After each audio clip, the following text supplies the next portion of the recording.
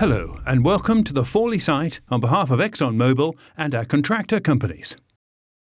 ExxonMobil believe in nobody gets hurt, meaning that everyone finishes their working day the same as they started it, safely. The nobody gets hurt belief is based on the fact that we believe that all accidents are avoidable and preventable. Working safely and protecting the environment are the most important things here at Fawley. We mean what we say. We expect everyone to maintain the highest standards and follow our site rules, which are designed to keep you safe. Because everybody's safety is so important to us, we cannot tolerate failure to meet these standards and rules. This induction will explain our key requirements and will help you to meet our expectations. Please concentrate on what we tell you and respect our advice. When you work at Fawley, we hold you accountable for doing your job safely, but also you are accountable for the safety of the people you work with and anyone who comes into your work area. We will help you to work safely and you'll be recognised for good performance, but we will tell you if you do something wrong. We want to make sure you don't have an incident or injury. For this reason, you'll be accompanied on site by an experienced person until your supervisor decides you have demonstrated that you can work safely on your own. To help you with this, your company will have a specific graduation plan for your work. In order to identify you as a new-to-site or vulnerable person, you'll be identified with either wearing an orange helmet, pass lanyard or hat sticker. We must also ensure that no employee receives less favourable treatment due to their race, colour, sex, age, disability, ethnic or national origin. Furthermore, any form of harassment or intimidation is considered unacceptable, including degrading jokes, sexually graphic comments, display of inappropriate material, physical interference, or unwanted flirtations. Following this video, we will confirm your understanding with a simple written test and issue you with a personal site pass. Make sure you carry your pass wherever you go on site. We'll now show you a video about Charlie Moorcraft, who was very badly injured at an Exxon refinery in the United States. I felt the same way about safety as a lot of people do. And how that was that accidents don't happen to me. Accidents happen to the other guy. I was never, ever overly concerned about safety. It just wasn't one of the top 10 things I'd worry about. Every day when I'd go to work at Exxon. And I'd go to work and we'd have safety meetings all the time. Sometimes we'd have an outside speaker, but for the most part we wouldn't. Somebody from management would get up there and give us a little pep talk or show us a safety video or something like that. And usually I'd be sitting in the back of the room at these safety meetings, way in the back of the room, with my sunglasses on. So you couldn't tell whether I was asleep or not, And that's kind of the way I felt about safety, and it's kind of the way I worked. For me, safety was no big deal, no big deal. So you get the general idea. So on this particular day, it was a hot August day. It was actually the day before I was due to go on vacation. And my wife and kids were already down at the beach. We'd rented a bungalow down at the beach, and they were down there. And they waited for me to finish up on a night shift to start my vacation. And I was back in the control house there, sitting at my desk, with my feet up on a desk in my normal night shift position, raring to go to work, ready to spring into action, moment's notice. And I got a call on my radio to go out to one of the manifolds in a refinery to change out a blank. Now this is a job I had done 1,000 times before. Wasn't something that was new to me or something I had to handle. It's an everyday job. But it's a job we complained about many times before. Because these particular blanks were an older type, and they always presented problems to us. They were always tough to work with. They always took a big wrench or a big bar to get them to move, and they always leaked. And management had meant to change out these blanks and replace them with a newer type. But it was a capital expenditure, it was time and material. It was one of those jobs that's on a list to get done, never quite got done. It kept getting moved down the priorities. I think they're going to change them out next turnaround. Hadn't quite gotten to them yet. What they did do, though, management, was they devised this procedure that you could follow to safely do this job without these blanks leaking all over the place. But if you followed this procedure, at least as far as I was concerned, it would take you half the night to do this job. And there was no way I planned on wasting half my night out there playing around with all these blanks. Besides, I knew every shortcut to take, As I said, I did it 1,000 times before. And so did the other operators. So that's what I planned on doing. So when I got the job, I wanted to get it out of the way as quick as I could. I jumped into my truck, drove out to the manifold, jumped out, ran up on the stairs and up on a platform. I started working on the blanks. I started to open up. And as I started to open up, it started to leak, as I knew it would. And I opened up a little more, leaked a little more. Oh, what was in the pipeline this time, and I understand you have one here, was ISOM, or ISOM feed. So it's real light stuff. And when it leaks, you can see the vapors coming off it. So it's leaking, it's running down the side into a trough down below, and then kind of draining into a sump. It's not the way it had to go. As I said, I could have followed the procedures and manifolded to a closed system. Wouldn't be leaking all over the place. But that would have taken a lot more valves and just too much trouble. It was much, much easier just to dump this stuff. So I opened up a little more, leaked a little more. Finally, the leak started to die down. And I figured, great, I can finally pull this blank out and get this job over with. So I reached over, I grabbed the blank by the stem, and I gave it a heave. And from somewhere in that pipeline, to this day, I'm unaware, I got a surge of material. And it came gushing out and hit me smack in the eyes, and it ran down all over the front of me. And I often wonder, to this day, if I had had safety glasses on at the time, would I have gotten out of there in time? I honestly don't know. See, I never bothered to wear safety glasses. I didn't have to if there weren't any bosses around to tell me to get them on. I didn't like safety glasses. I didn't like the way they fit. I didn't like the way they slid down my nose. I didn't like the way they were hot and uncomfortable. And to tell you the honest to God truth, I didn't like the way I looked in safety glasses. It didn't look macho or cool or I don't know. Whatever way I thought you were supposed to look, safety glasses was not it for me. So if I get away with it, I'd never bother to wear them. And I often wonder if I had my safety glasses on that night, would I have gotten out of there in time? I really don't know. Because when I hit in the eyes with the chemical, I was temporarily blinded. And I wanted to take off running for a safety shower that was located, I don't know, maybe about a half a block away. And it took me a minute to get my eyes clear enough so I could see to run. And I finally got them clear, and I took off running across the platform and down the stairs. And as I ran down the stairs, I can remember running past my truck, looking at the truck and saying to myself, oh my God! Truck's running. Of course, there's a procedure in the refinery that says you never ever leave a vehicle running because it can become an ignition source.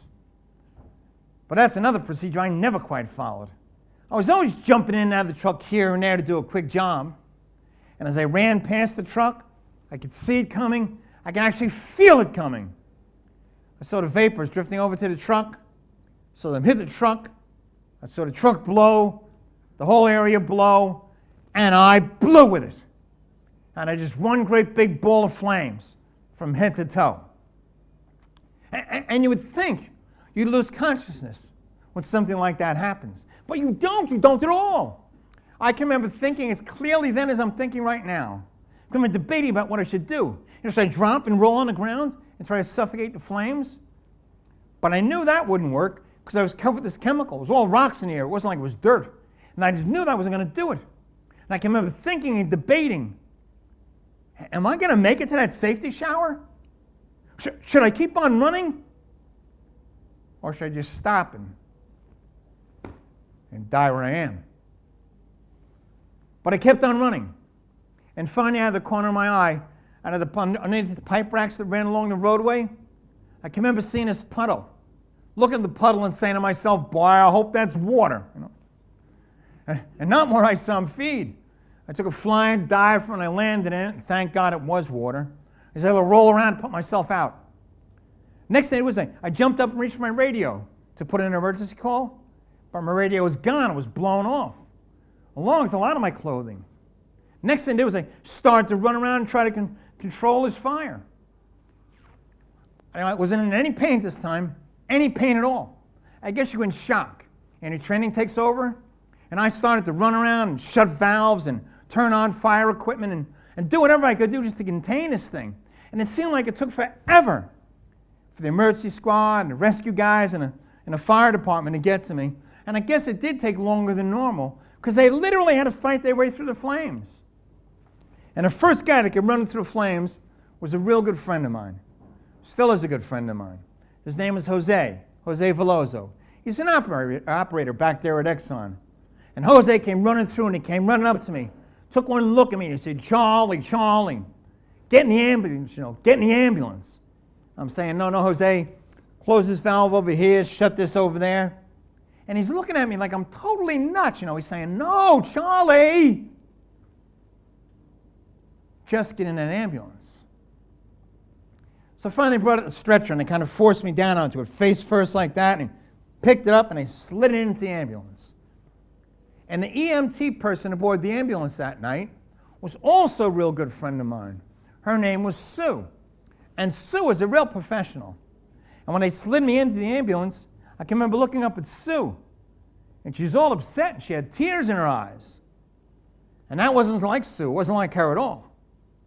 I looked up at Sue, and I looked back down. And for the first time, I looked at my arms. And I could see that they were black. I mean, they were charcoal broiled. And they were swelling up and blistering, starting to ooze right in front of my eyes. And I could feel my face doing exactly the same thing. I looked back up at Sue, and I said, I guess I'm not cute anymore. And she started to cry like hell. And that's kind of when I knew I was in some serious trouble. And that's kind of when the pain set in. Now, when you think about pain, think about being burned on the tip of your finger with a match or a cigarette or one of those steam lines out there. Then think about being burned over 45 to 50% of your body. The pain is excruciating. There's no way I can possibly describe to you what that pain was like. More from Charlie Moorcroft later. Injuries like the one that happened to Charlie happen very rarely. If you follow our rules and procedures, which are the same for everyone on site, you should never be injured at Fawley. You must report any failure to follow the rules to your supervisor, irrespective of the people involved.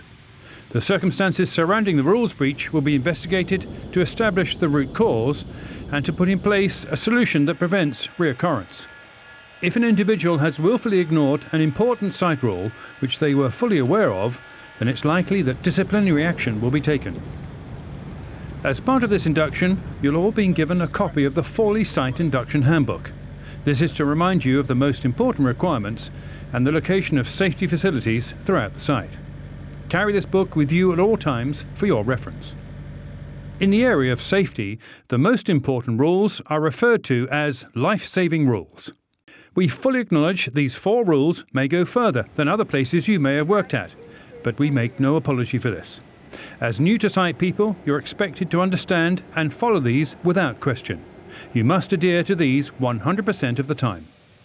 Because experience has shown that not following these rules can have serious safety consequences and even lead to loss of life, failure to follow these rules can result in significant discipline up to and including exclusion from our site. The life-saving rules are summarized as follows. Continual use of fall arrest if exposed to a fall of 2 meters or greater. Work permits. Energy isolation procedure. Control of defeat of safety critical devices. Let me explain each one in detail. Fall arrest. You must continually use personal fall protection equipment. If exposed to a fall of more than 2 meters, if you are 2 meters off the ground and not on a permanent complete deck or green tagged scaffold deck. If the risk assessment for a job requires fall protection to be worn below 2 meters. The only exception to this is when using ladders and stairs. Remember, you don't necessarily need to climb on a structure to be exposed to a fall. Some excavations can be well over 2 meters. Always tie off tools and equipment when working at height, and in addition barrow off the area below if there's a risk that materials or tools could fall. Work permits. You must follow our work permit procedures and have appropriate permission to do any work on our site.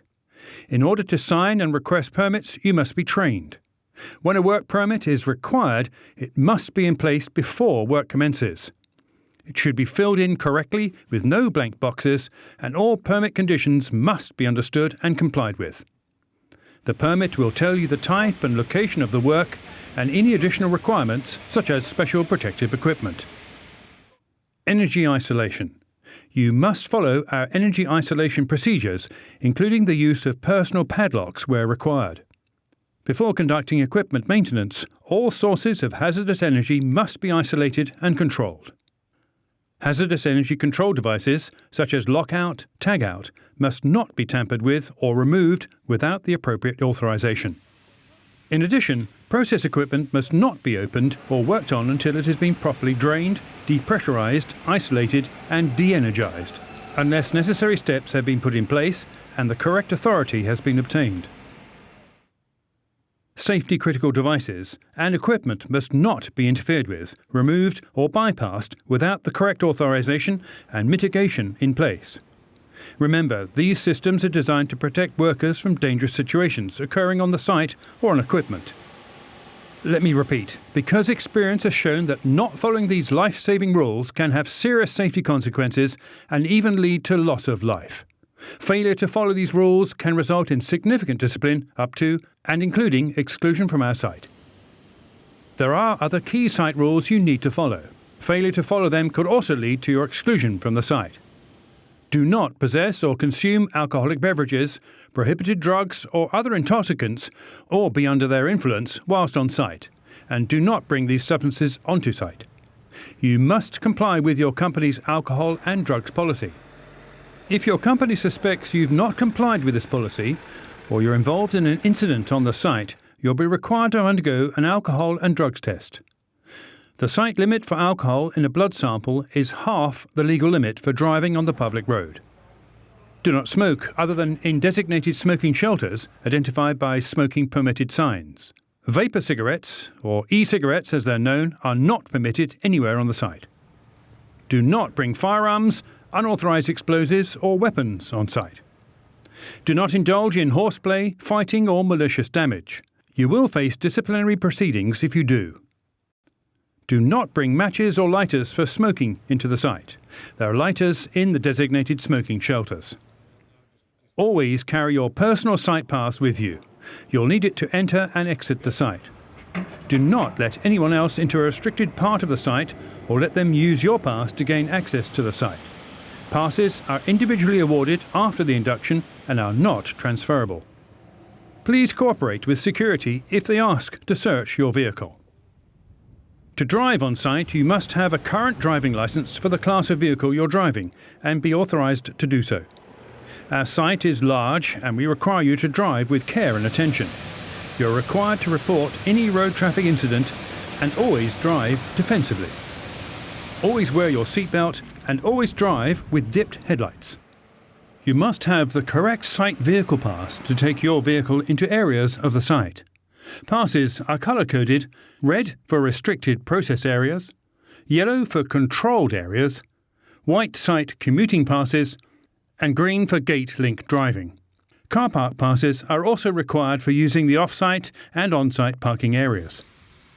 You must never drive into an operating area without the correct pass or permit. You must always follow the highway code, obey speed limits. Remember that conditions may require you to travel slower than the limits allow.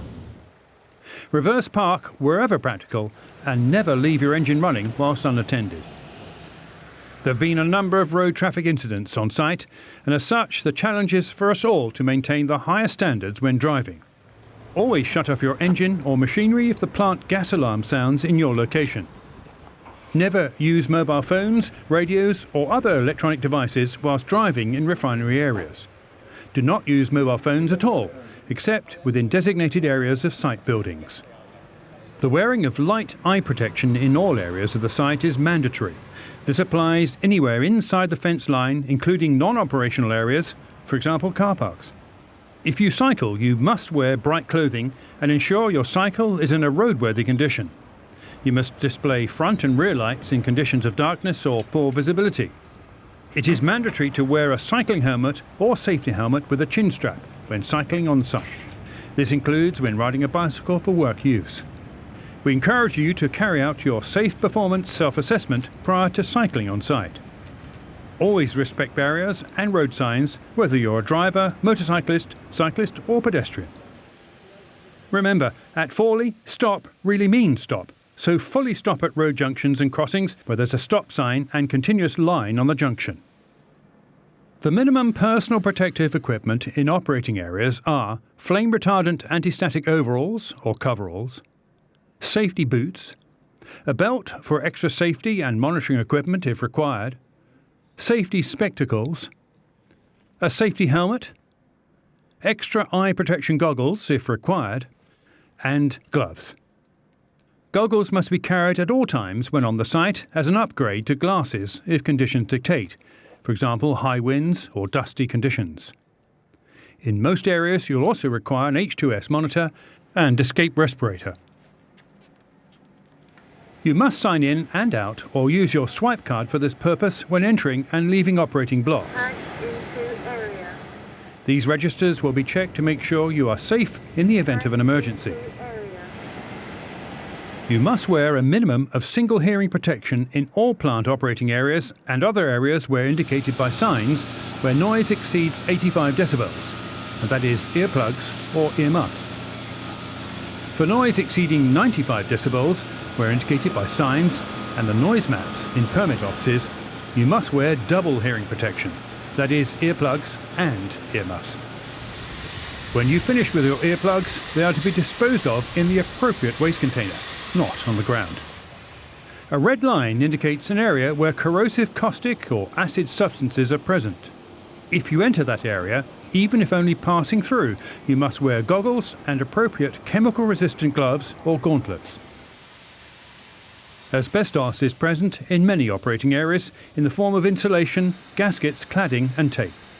We've been progressively resealing and marking asbestos insulation with the word asbestos in big red letters. You may also see asbestos warning signs on the entrance to spaces containing asbestos. You must not disturb asbestos materials. If you're unsure if asbestos is present, check with the control room. If you discover exposed asbestos or aren't sure about a substance you may think is asbestos, report it to the area owner or your supervisor to get it properly assessed and dealt with.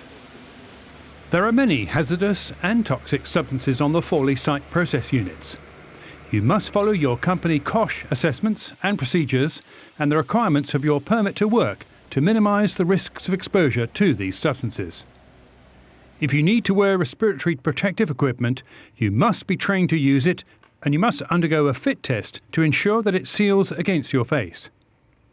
Carry an H2S respirator and display a personal H2S monitor on your lapel or on the side or front of your helmet if you're in a location designated as an H2S block or within blue lines where hydrogen sulfide is present. The monitor will alarm at 5 parts per million H2S in air that is below the occupational exposure limit. If it alarms, don your respirator and evacuate. It'll be necessary to periodically test and calibrate your H2S monitor or bump test it. Stations for bump testing are situated in most permit offices, control rooms and admin buildings. Instructions for their use are posted next to the machine. On the butyl polymers unit, the halogen gases chlorine and bromine are present. These gases are highly toxic. The halogen alarm is a single-tone, foghorn type sound which requires evacuation to one of 4 muster points. If you hear the halogen alarm when outside, you must immediately don your H2S respirator and evacuate to a designated muster point. If you're in a building, it may be necessary to close all the windows and remain in the building. As on all units, check with the specific block emergency procedures. All refinery units have their own short induction and you must attend before starting work. The purpose is to give you more information about the specific hazards you may encounter. These blocks have distinct alarms to indicate the presence of gas or another emergency. When using your radio, ensure that you maintain appropriate radio etiquette and refrain from any horseplay over the airwaves.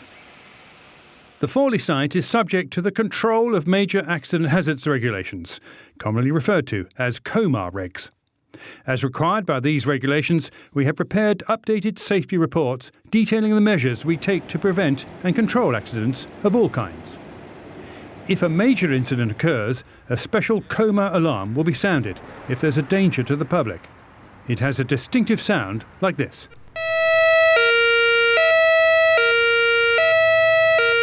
The all clear is like this.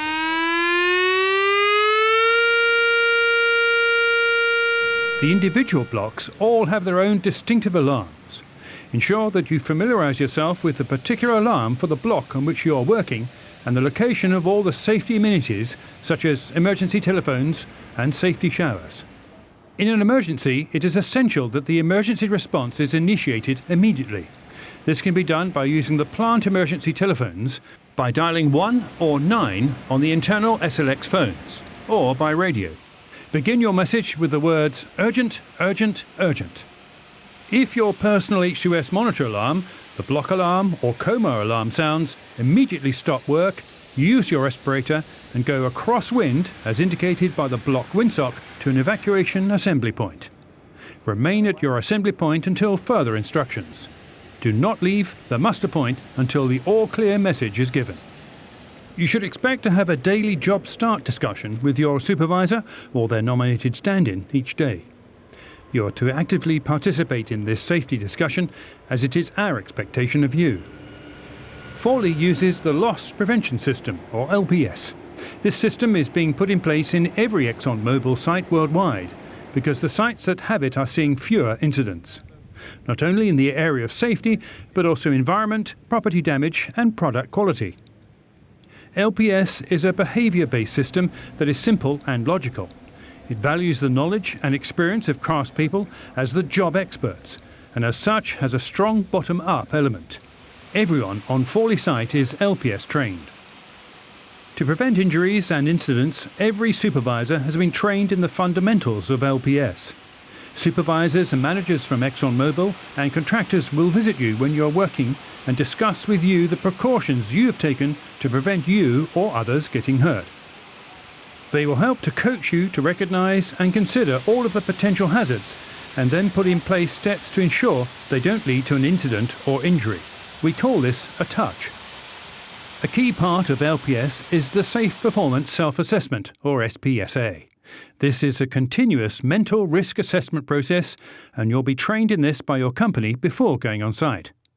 You may, through your working day, be asked to share your SPSA with a colleague, supervisor or manager.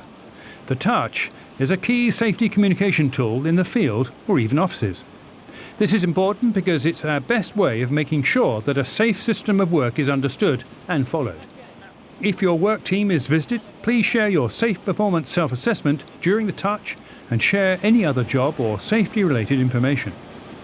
Remember, sharing could save someone having an incident or injury. At Fawley, every task is risk assessed to ensure that it's safe to be carried out.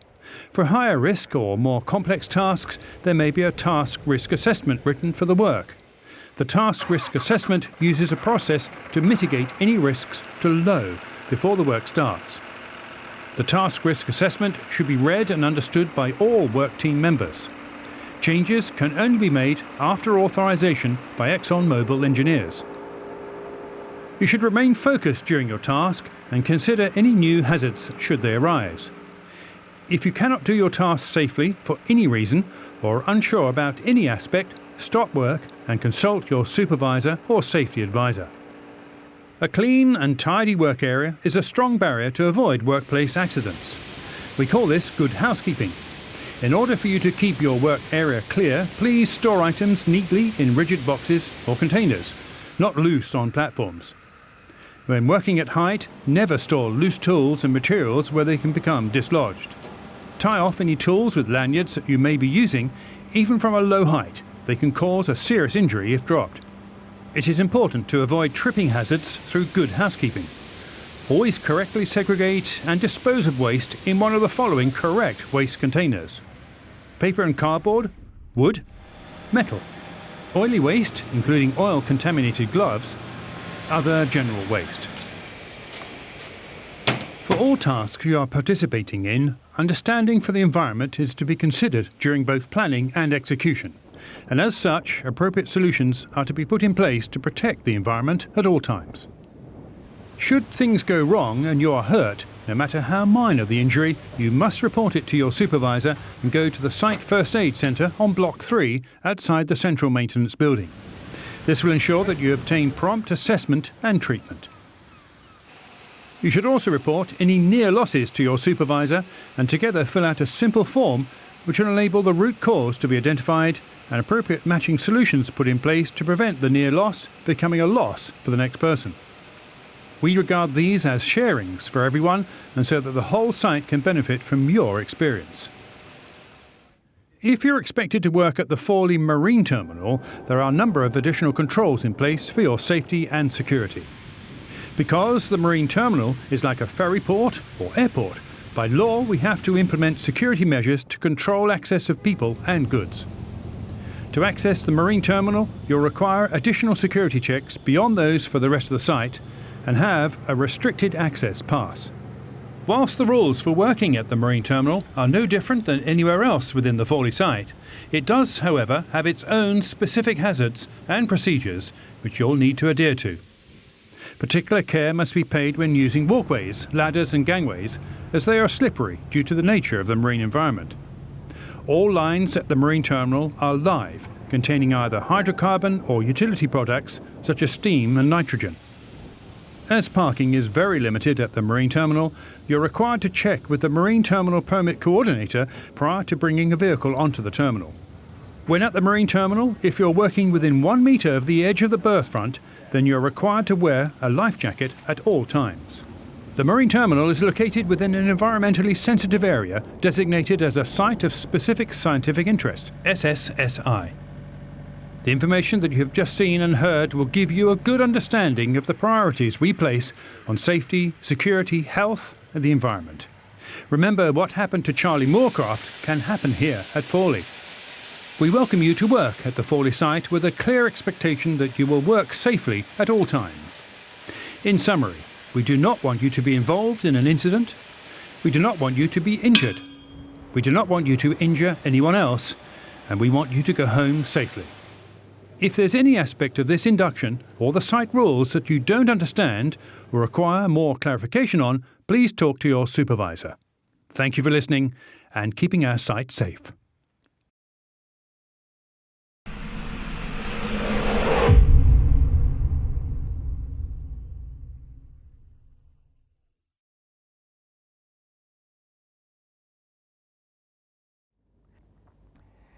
In the last couple of years that I've been doing these presentations, more and more of the chemical companies or the refineries have asked me to come in to speak about flame retardant clothing, because in our industry, flame retardant clothing is always a very big issue. When I went to these places to speak, first thing that people say to me is, hey Charlie, did you have flame retardant clothing on that night? And I did. I had Nomex on that night. But I didn't like that stuff, because I'm sure you people know flame retardant clothing is uncomfortable as hell, especially in the summertime. It's hot as hell. And I hated wearing it, but I did wear it. But I was one of those guys who was always out there working in the summertime with my sleeves rolled up. Some boss was forever coming out there and saying, hey Charlie, roll down your sleeves. I'd roll them down, he'd leave, I'd roll them back up again, The hell does he know? He didn't have to work out there in the heat, I did. So I always had them rolled up. So I thought I'd show you the result of that little escapade and what it looks like when you get burned, and a difference safety equipment makes, of course, if you use it, and what happens when you abuse it. And hopefully you guys will be able to see this, but I'll see if I can take a walk down there.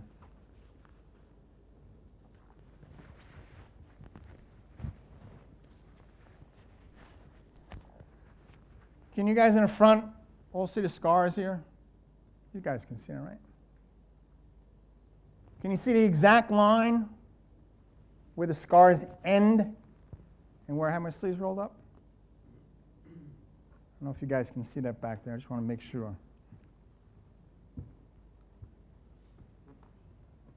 Can you guys see that? This is what's uncomfortable today. These scars are what's uncomfortable today. So it's kind of up to you what you do about your safety equipment. And that holds true for all safety equipment, not just flame retardant clothing, any safety equipment at home or on the job. Helmets, goggles, earplugs, seatbelts, bicycle helmets, motorcycle helmets. It's really your choice whether you wear that stuff or not. You know that as well as I do. Nobody's going to follow you around out there 24 hours a day, checking to see if you're wearing your safety equipment or using your seatbelts or you're following the procedures. It's really your choice. This was my choice. This was my choice. So finally, people have said to you, well, how'd you manage to get burned the rest of the way if you had flame retardant clothing on? Well, thank God I had it on because that's what saved my life. But what happened was when I turned to look at the truck, that's when I caught the blast. And I caught the force of the blast, mainly from the left, and thank God, mainly from the rear. But the force of the blast literally shredded my clothing. We wore a lighter weight Nomex back there. So I got burned all down the back wherever it shredded, and on the front wherever I was covered with the chemical, because it supported the combustion, and of course my arms and my face was severely burned. But flame retardant clothing or safety equipment saved my life. Well, they finally sent me back to Barnabas Hospital, and that's where they did the majority of my plastic surgery or cosmetic surgery.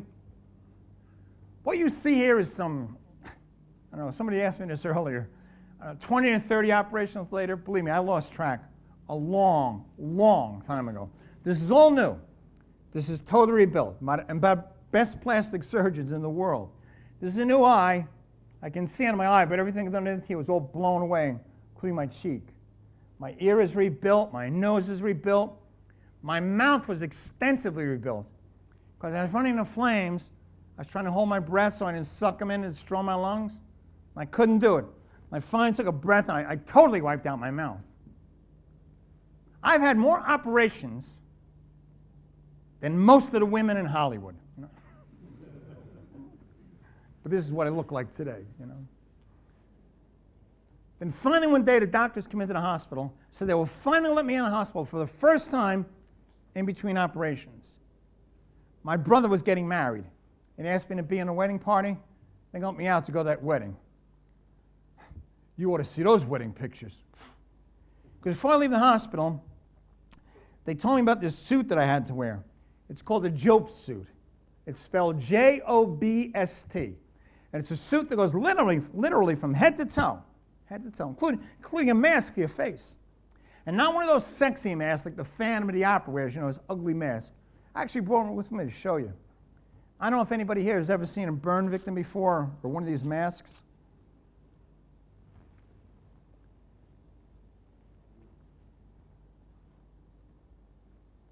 See that mask? You have to wear that mask and that suit for 1 solid year. 1 year. Can't take it off. It's used to keep down scarring and infection. If you have ever thought that your safety equipment was uncomfortable, or that seatbelts were uncomfortable, or that following a procedure were a pain in the butt, try wearing that mask for 1 solid year. And I hated it with a passion. Because I'd be out of the hospital now, in between operations, still a life, still a family, place I had to go, things I had to do. Remember the first day in the hospital? Well, my whole family converged on the hospital at about the same time.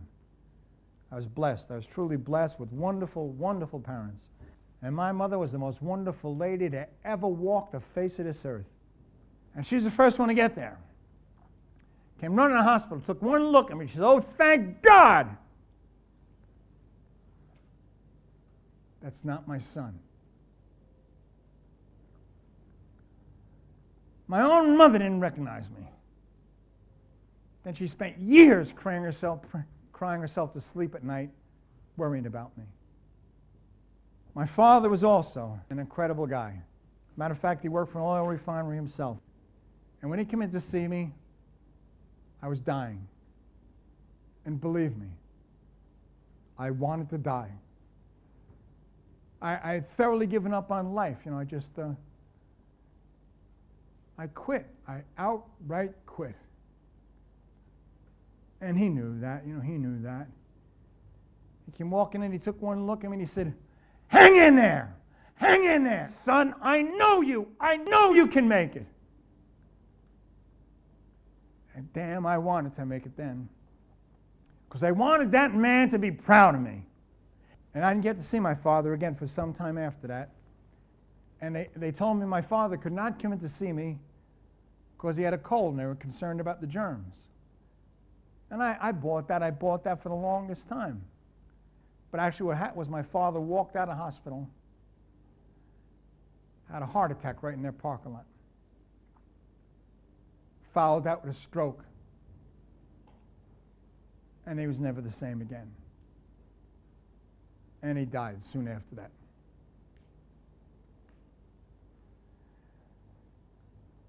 My marriage went right down the drain, right down the drain. And I don't want to give you the impression it was my ex-wife's fault that she left me because of the scars or anything like that. Wasn't her at all. She was wonderful. She still is wonderful. It was me all the way. I didn't handle the accident very well. I didn't handle the pain very well.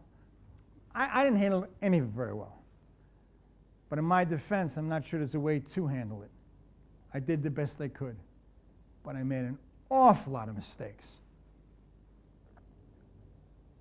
My daughters, I have two beautiful daughters, Dana and Jennifer. Two kids that are as opposite as day and night. I don't know how two kids can be sisters and be so different. They're definitely sisters. One is as outgoing can be. That's my younger one, Jennifer. My older one, Dana, is as quiet and sensitive as can be. When I first started doing these presentations, I used to say that Jennifer was fine. She was too young at the time of the accident for anything to bother her. And nothing bothers Jennifer. But I was wrong. I don't know how long ago it is now that Jennifer started therapy as a direct result of this accident. Direct result. My older daughter, Dana, the quiet, sensitive one, she went from a straight-A student to failing every single subject to an attempted suicide.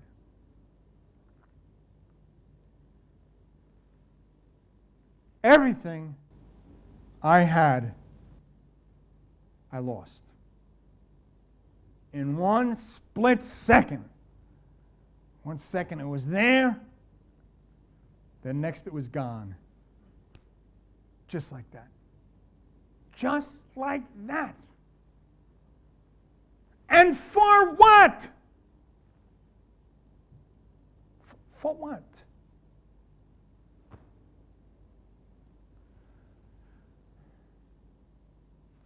So what's the reason I'm coming here to tell you all this? Well, what's the purpose for all this? The reason is that you can't afford an accident like this. Your families can't afford an accident like this. I get so concerned when I come to a facility, any facility, people are going to sit there and say, well, thank God that'll never happen to me. I don't work in that refinery. I don't work with that blank. I don't work with that chemical. The fact that it was that refinery, that job, that blank, that chemical, any of that stuff had absolutely nothing to do with this accident. What caused this accident was my attitude towards safety. My attitude towards safety. And if you have the same attitude towards safety I had, these things will happen to you. Same thing will happen to you. The circumstances may be different, but the feelings are exactly the same. And believe me, the feelings of your loved ones are exactly the same. You know, there were so many things that could have been done that day to prevent this accident. So many things. If I'd shut the truck off, might not have happened. If I had my safety glasses on, I probably would have been able to see well enough to get out of there in time. If I followed the procedures, it definitely wouldn't have happened. Yeah, you could save management and change out the blanks. It wouldn't have happened. But they had developed a procedure that you could follow to safely do this job. And it was my responsibility to follow those procedures. My responsibility. You know, so many people think that it's the responsibility of management or the responsibility of the safety department or the safety committees to keep them safe. Can you imagine that? Expect other people to keep them safe. It's our responsibility. Our responsibility. We've got to start accepting responsibility for our own safety and stop looking for other people to keep us safe. And we've got to start caring about one another out there and taking care of one another. Please, please, everyone deserves a future. Please, don't let it happen to you. Thank you very much. Thank you.